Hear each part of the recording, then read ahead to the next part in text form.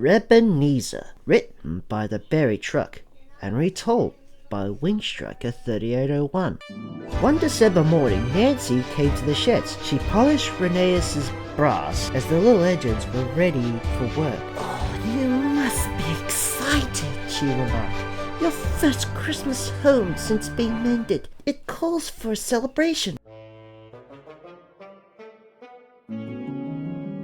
"Oh, no time for that," smiled Rhebenezer. "Far too much to do."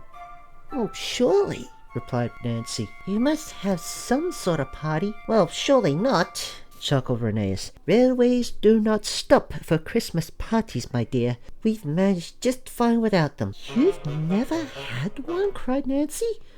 Scarloey yawned, woken by the discourse. You must understand, Nancy. We weren't in a position to have parties in our old days. Our crews went home to their families, thankful for another year of work. Rhebenezer and I were just glad to have rails beneath our wheels."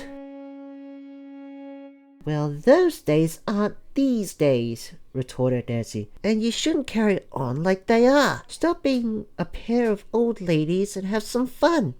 Why, my choir group could come and sing for you later." "Well, my timetable doesn't have fun scheduled today, but it does have a train in 20 minutes. "Thank you for the polish, Nancy," whistled Rhebenezer as he steamed away.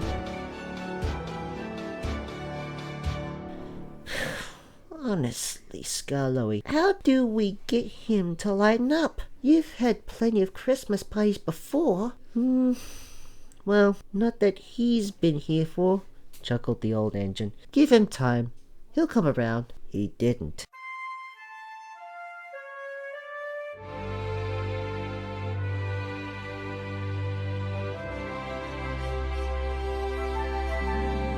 Any party talk was lost in the sound of whistles and wheezes.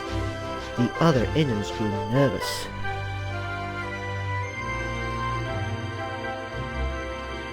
"There's been a party every year since we've arrived," said Peter Sam. Imagine saving the railway only to squander Christmas," said Duncan huffily. "The big rail has them," added Rusty. "Why can't we?" "Precisely," said Sir Handel, "and I'll not be upstaged by them. Gordon will go on and on about 'em for ages." Rhebenezer was none the wiser. He carried on, determined to run the line as he always had. That afternoon, he'd slipped fiercely on a section of rail.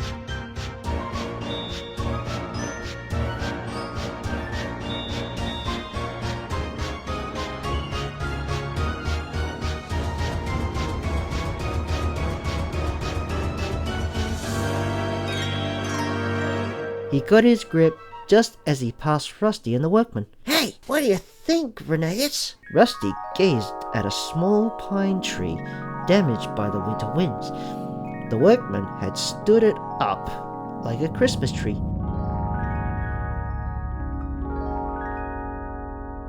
"Well, I think the rails back there need sanding. You'd best be off before the next train comes." "Oh," sighed Rusty with a downcast look.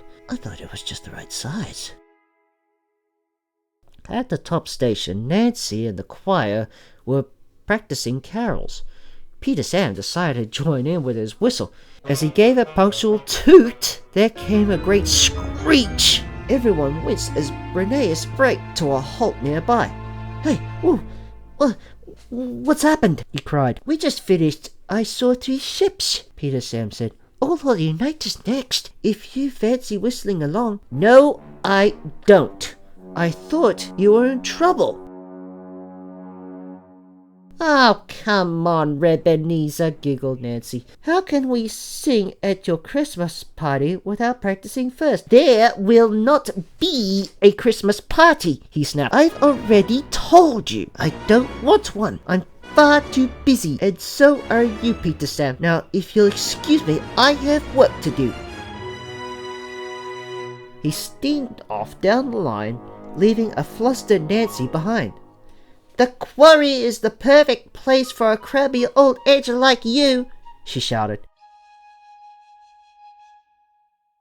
Dusk fell as Rheneas shunted his last train of trucks together. He glanced around. Save for a few workmen, he was all alone.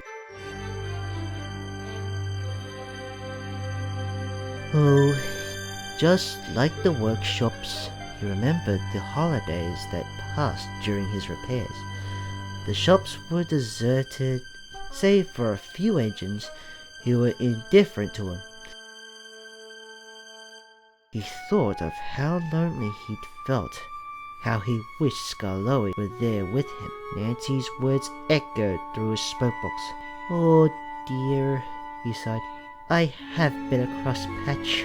On his way home, he stopped at the top station to fetch his coaches. As he shunted them, he noticed the station master decorating the tree in the waiting room. It did look nice. To his surprise, the choir was still there, singing happily. Nancy popped her head out of the door. Were we singing too loud for you, Rhebenezer? She asked.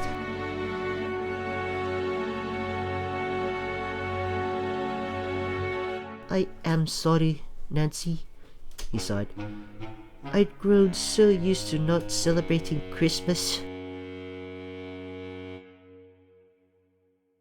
I do stop to think if anyone else wanted to.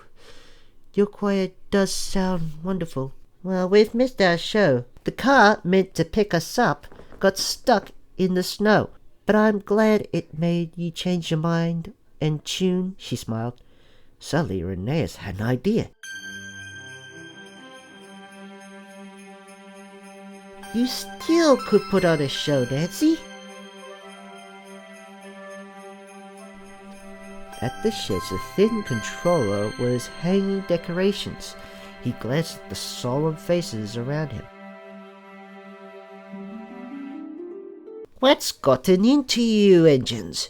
What's gotten into you, engines? You hardly know Christmas was coming with how positively dismal you look. Oh, excuse me, sir, sighed Skarloey, but it's Rheneas, bellowed Sir Handel. I was getting to that, glared Skarloey. No, said Sir Handel. Look! The echoes of Nancy's choir spilled out of the coaches as Rheneas arrived with a great whistle. Sorry we're late, he smiled. Had a few, special stops. Our tree, gasped Rusty. From one of the trucks, the crew unloaded the tree Rusty had found earlier. It really was our size, laughed Rheneas. Oh, I'm sorry, Rusty, and everyone. I suppose I was caught up in old habits. I'm grateful to have a railway to call home, and to be with my friends again. What does this mean? Ventured Peter Sam. We're having a party? On one condition, stressed Rheneas. And, what's that? Nancy must stop calling me Rhebenezer. The little engines all chortled in delight, and the festivities began. Rheneas smiled. It was nice to celebrate, and best of all, it was good to be home with friends new and old.